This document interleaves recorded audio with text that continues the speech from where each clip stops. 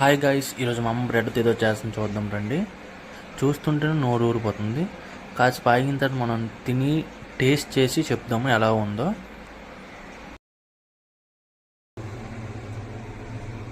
చూడండి గైస్, ఇది ఒక బ్రెడ్ అయిపోయింది.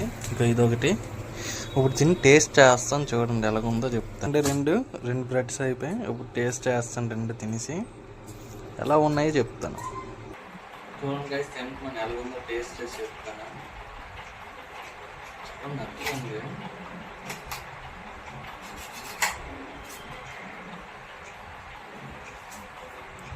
చాలా బాగుంది గైస్. అంత స్పూన్తో రావు, మనకి చేద్దాం అంటాను కదా. బాగుంది,